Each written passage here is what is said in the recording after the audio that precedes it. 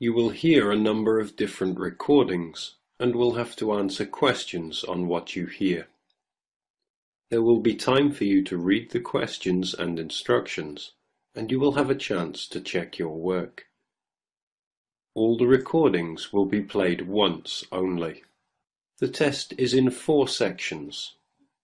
Write all your answers in the test listening booklet. At the end of the test, you will be given 10 minutes to transfer your answers to an answer sheet. Now turn to Section 1. Section 1. You will hear a customer talking to a travel agent. First, you will have some time to look at questions 1 to 6.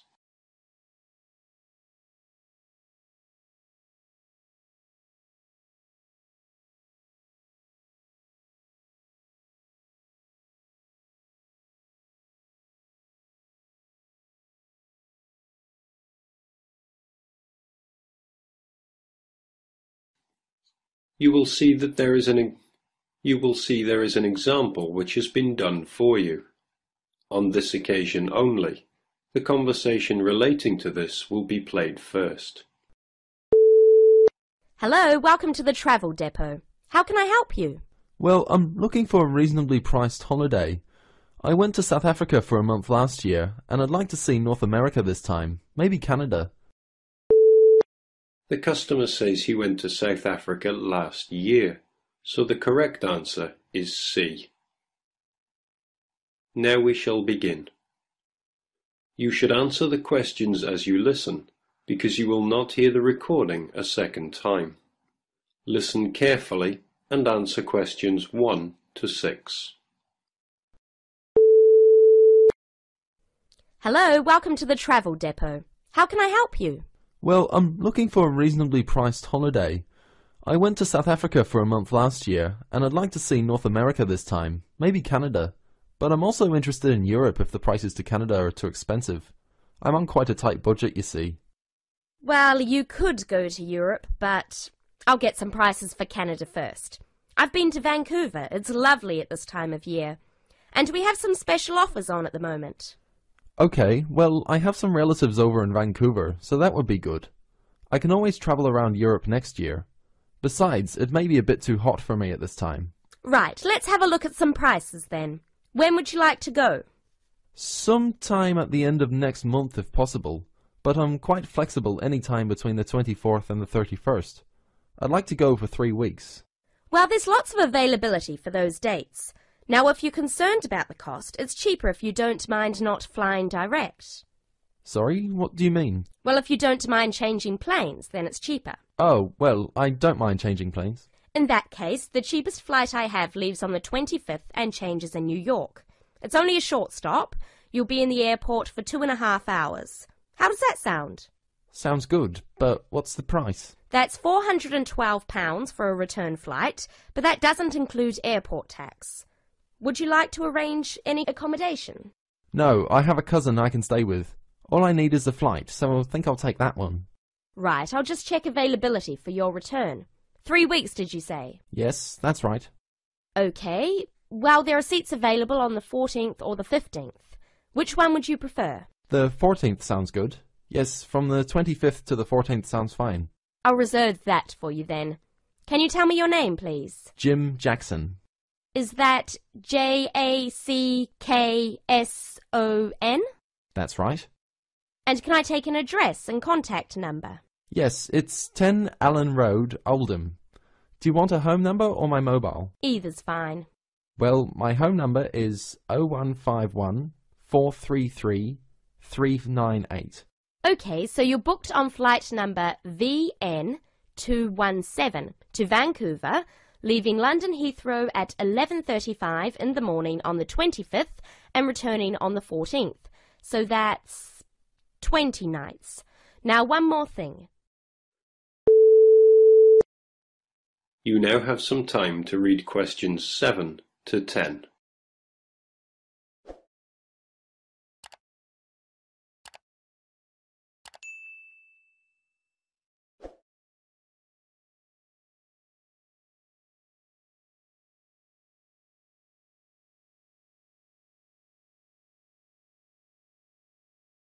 Now listen carefully and answer questions 7 to 10. Now one more thing. Do you have any travel insurance? We recommend all our clients take out some kind of cover, even though most people don't end up needing it. Most people have it just for peace of mind. Well, what type of cover do you have? There are two choices, the Gold Star and the Silver Star. Our most comprehensive cover is the Gold Star, which will cost £21 for the period you are away. It's a good policy because it covers almost all eventualities, even extreme sports such as snowboarding and skydiving. What about the Silver Star? That's £18, but it doesn't cover you for any dangerous sports. Well, for £3, I think I'll take the first one. The gold cover, please. Right, and is there anything else I can help you with? Well, do you have any information about what to do in Vancouver? Yes, I'm sure there's something on the computer that can help. Yes. There's a Shakespeare play at the theatre, but at $54 it's quite expensive. That starts at 8 p.m. The City Museum is really popular too, if you like that kind of thing. They have a special exhibition of Japanese armour next month. Entrance is free and the museum is open from 9 to 4:30, Monday to Saturday. Would you be interested in either of those? Oh, well, maybe. Well, I'm sure you can arrange that when you get there anyway. So it's the flight and the Gold Star insurance. That's £433 in total. Can I pay by Visa? Yes, of course. If you start... That is the end of section 1. You now have half a minute to check your answers.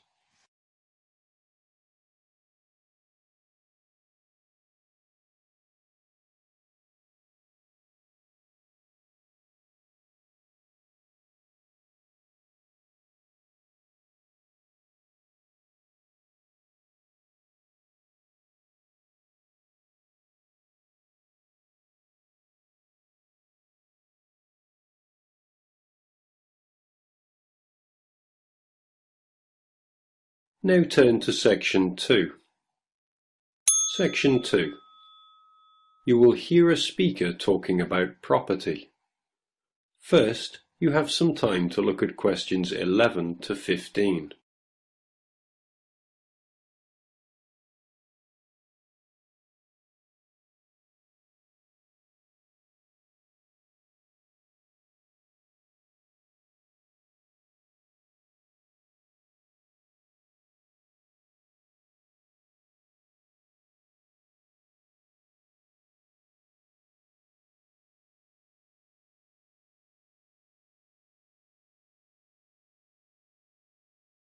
Now listen carefully to the first part of the talk and answer questions 11 to 15.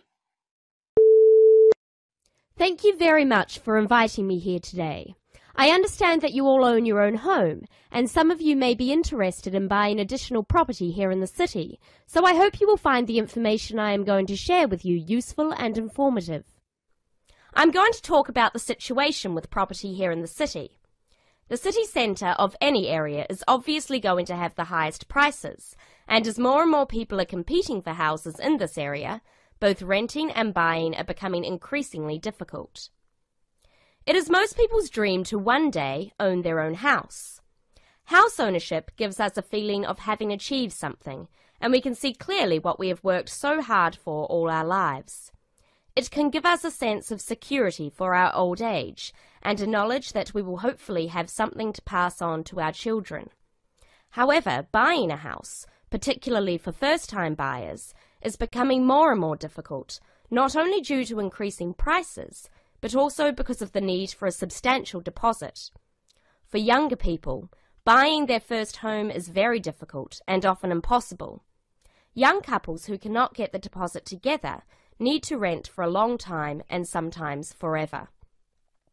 While traditionally homes near the centre of the city have been the most desirable, people are now looking further afield. This has happened for a number of reasons, the main one being that our style of work is changing, along with that of other countries such as the USA. In certain professions, for example sales and computing, it is no longer necessary for people to be based in an office full-time. More and more people are beginning to work from home, which means they can avoid the hustle and bustle of rush hour traffic jams into work and have more freedom to choose to live in a more rural and peaceful location. My company deals with finding property for both purchasers and renters in the city area. One of my main roles within the company is to find investment properties for people who wish to plan ahead for their future. You now have some time to read questions 16 to 20.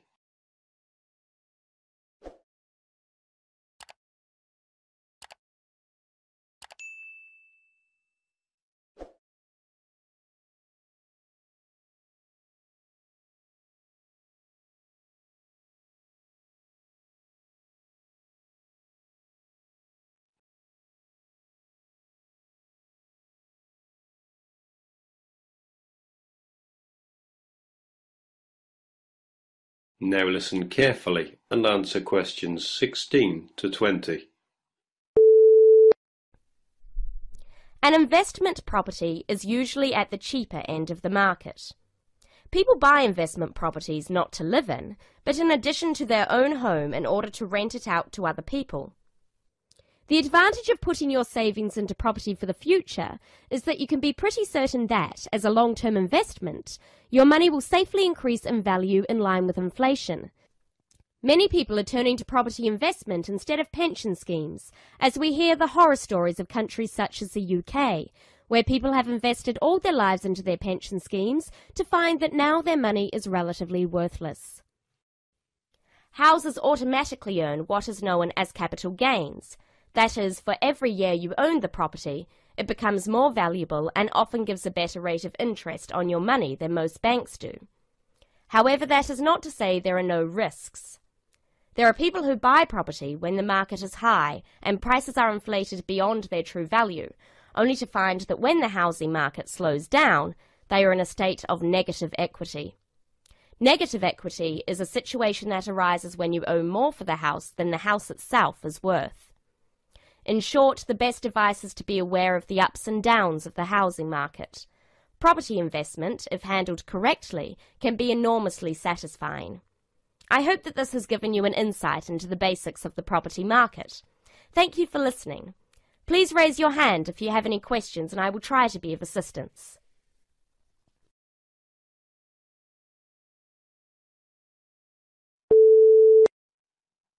That is the end of section 2. You will now have half a minute to check your answers.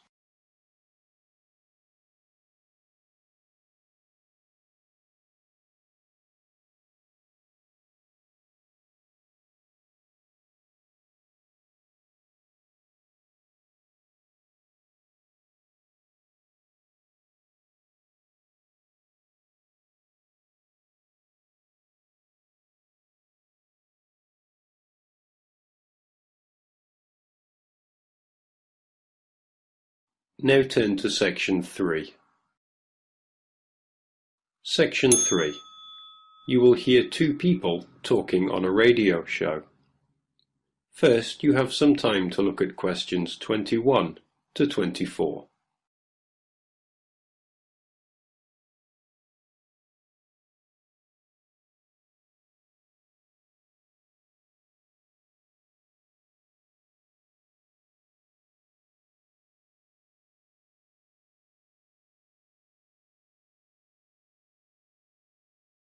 Now listen carefully to the first part of the conversation and answer questions 21 to 24. Thank you very much for tuning in today to listen to our weekly hour on conservation issues. Last week we spoke about the impact of environmental changes on primates, and this week, to continue the theme, we have invited in a specialist by the name of Professor Andrew Ripley, all the way from USA, to tell us more about the problems faced by the cat family. Professor Ripley, thank you very much for joining us today. It's my pleasure. Thank you very much for inviting me. So I understand that you spent a great proportion of your time travelling the globe and monitoring changes in population levels of the cat family. Yes, that's correct. Of course, we're not talking about the domestic cat here, but their majestic cousins such as the lion, tiger and jaguar, to name but a few. Which member of the cat family do you yourself find to be the most fascinating? Well, I've spent a lot of time recently studying jaguars, but the lion is still my personal favourite. It is the world's most social cat, and unusual in the way in which it chooses to group together with others of its species. Prides of lions basking in the sunshine are probably one of people's most vivid perceptions of the African bush. Yes, certainly. I totally agree with you.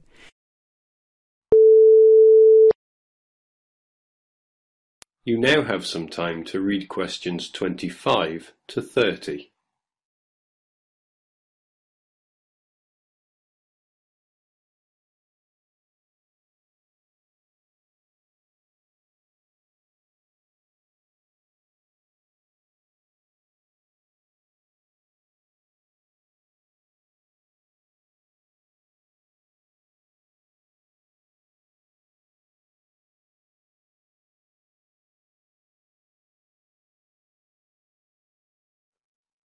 Now listen carefully and answer questions 25 to 30.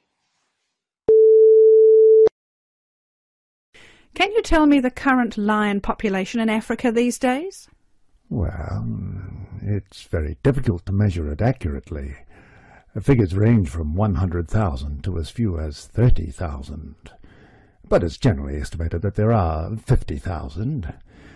In order to maintain the population and protect the species from poachers, many are moved to protected areas.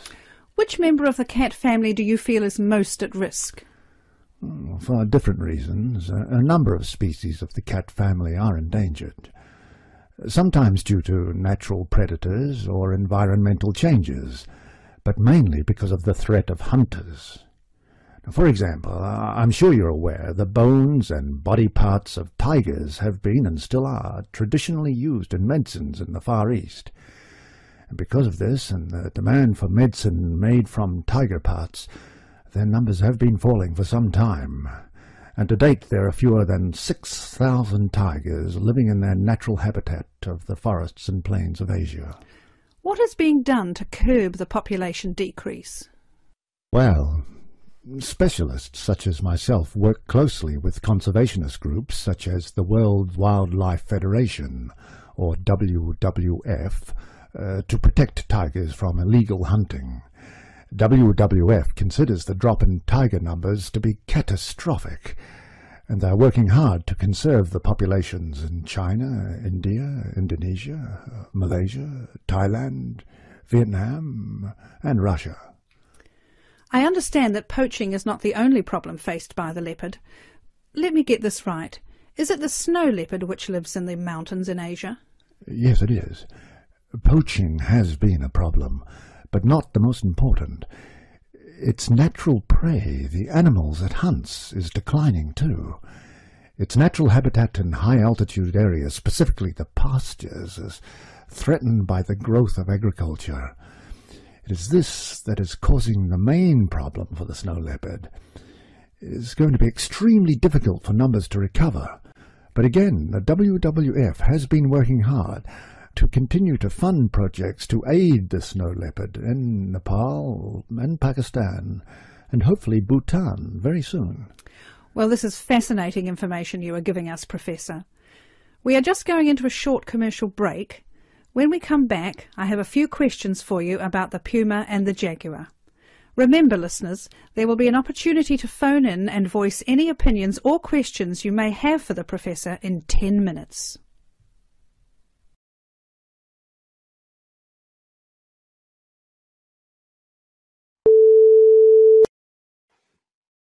That is the end of section 3. You now have half a minute to check your answers.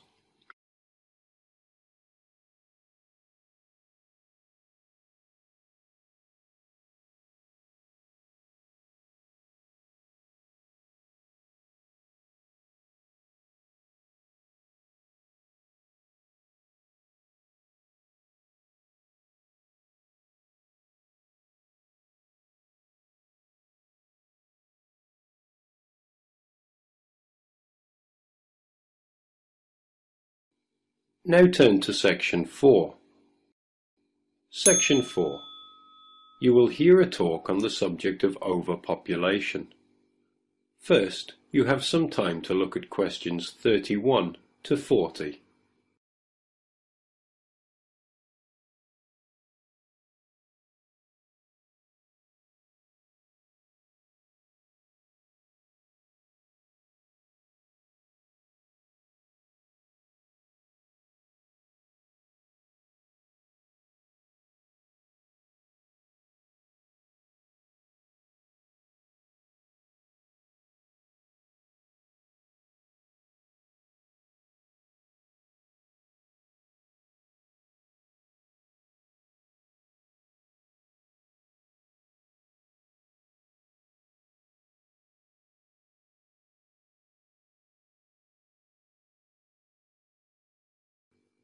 Now listen carefully and answer questions 31 to 40.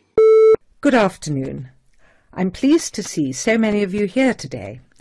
As I told you all on Monday, the lecture on overpopulation has been postponed until next week, as we have a guest speaker today. I'd like to introduce you all to Donald Mackenzie, who has recently returned from a 12-month research project in America. He is here to share with us some of the results of his studies into the problem of illiteracy. Hello. Now, as sociology students, I have no doubt that you are aware that it is commonly believed that one indicator of a developed country is the level of education of its citizens. Now, most of these nations have free compulsory education for all, and strict teacher certification requirements.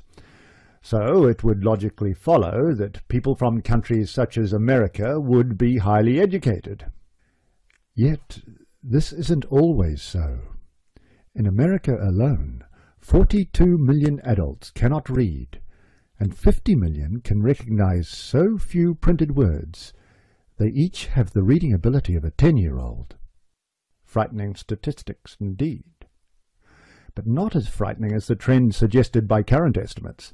The number of illiterate adults is increasing by approximately 2.25 million people each year, and although global statistics have not been compiled, it suggests an extremely disturbing figure. Now, inevitably, this is having an impact on employment. In America, the annual cost in welfare programs and unemployment compensation due to illiteracy stands at $6 billion and an additional $237 billion a year in unrealized earnings is forfeited by people who lack basic reading skills. There is also the cost of post-school literacy programs, which have been put in place in order to counter this increasing figure. A conservative estimate places the cost of these programs at $10 billion each year and growing steadily. Moving on. I'd like to talk about some of the causes of this increasing illiteracy.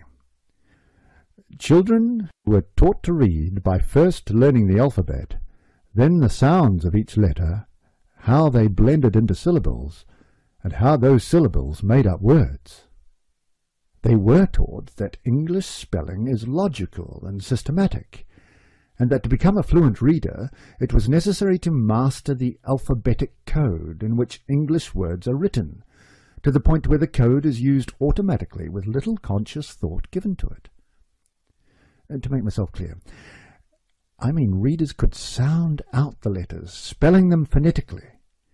Once a child learned this ability, attention could be turned to more advanced content.